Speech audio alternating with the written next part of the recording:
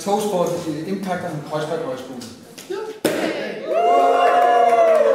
Der blev skålet og talt dansk, tysk og engelsk på den spritnye højskole i Berlin, hvor grundfilosofien ikke er, hvad skolen kan, men hvad eleverne selv ønsker at fylde i den. And every student coming to Kreuzberg High School, we asked them, hello, welcome, who are you, what do you want to do? Sådan lød det i åbningstalen fra skolens grundlægger, Johan Toft.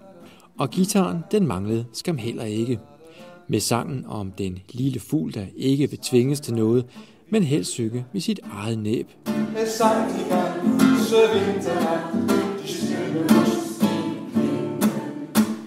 Der er dog ikke dømt traditionel højskole for den nye lillesøster i Berlin, for basen er placeret i et kontorfællesskab for sociale udviklingsprojekter.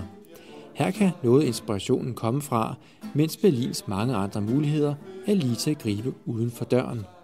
Og det, at skolen er spritny, er heller ikke noget, der generer de allerførste elever. Det er nyt, helt nyt, og vi er de første 3 elever, og det er os, der ligesom skal tage det største skridt af dem alle sammen.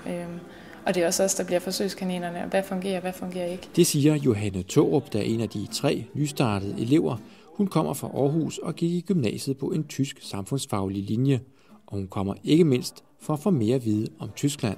Og jeg er meget interesseret i politik, og Tyskland generelt synes jeg er et enormt spændende land. Og dens kultur og dens udvikling siden det helt gamle DDR og murens fald. Og du er ikke bange for ligesom at havne i sådan en lille dansk ghetto, hvor du ikke kommer i kontakt med nogle af de ting? Nej, det er ikke fordi, at højskolen jo netop ikke er en højskole, hvor vi er på skolen og bliver undervist på skolen. Det som vi skal, det er at vi skal ud og bruge og blive undervist af byen. Og vi skal ud selv og tage kontakt til nogle mennesker og tage til foredrag, tage til teaterforestillinger og alle de her ting. Så derfor er jeg ikke bange for at komme til at snakke dansk hele tiden. Johanne Tårup vil gerne tilbringe det kommende år i Berlin, og hun ser det som et perfekt springbræt til at finde fodfæste i byen.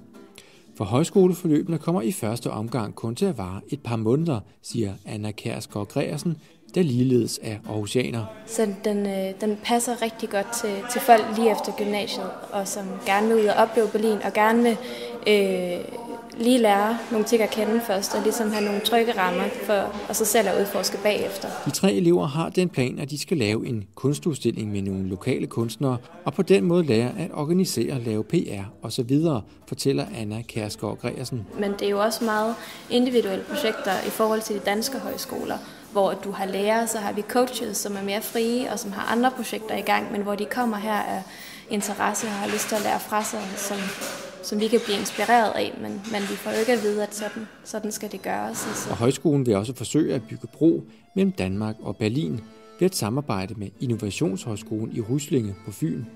Her kan eleverne starte med et ophold i Danmark og slutte af med en periode i Berlin, fortæller Sissel Hansen fra Ryslinge. Og temaerne, dem udvikler eleverne selv på skolen. Vi har meget projektstyring og innovation og iværksætteri på skolen. Så er du der i 2 måneder og arbejder med det, og så udvikler du det så, videreudvikler det i Berlin. Og så er meningen, så du skal realisere det i Berlin, og så de fleste vil jo nok blive hængende. Så det er sådan for at lave sådan en slags godt samarbejde, hvor det er meget trygt og sikkert at starte noget op. Også fordi at det henvender sig meget til unge mennesker, og de søger ofte noget tryghed, selvom man ikke skulle tro det. Så. En af de coaches, der er tilknyttet skolen, er Mads Rønberg. Han driver et plade- og musikpromotionselskab i Berlin, og han vil gerne lære fra sig og tror, at forløbene for eleverne kan blive meget forskellige. Og så håber han, at eleverne også finder ind til noget af det, som byen Berlin tilbyder. For selvom det er en storby med fart på, så fremhæver han nogle helt andre kvaliteter ved den tyske hovedstad. Der er specielt dyb ro over Berlin, og det tror jeg rigtig mange kreative og kunstneriske mennesker søger. Og derfor er der rigtig mange andre kreative mennesker også, så det er et godt sted at netværke omkring sine egne projekter, uanset hvad det er, man har gang i. Altså, at folk spørger også meget sjældent, hvad folk går og laver. Der kan man sagtens kende nogle mennesker, som er super søde, og du har kendt meget lang tid, du aner ikke, hvad de laver, fordi det er ikke et spørgsmål, der har været oppe. At det er ikke så vigtigt, det er meget vigtigt i Danmark. Og der ekskluderer man en masse mennesker, som er rigtig søde, som laver nogle ting, som man måske ikke vil forstå, eller måske ikke er fint nok. Og det tror jeg er noget, at elever på Kreuzberg Højskole vil mærke også.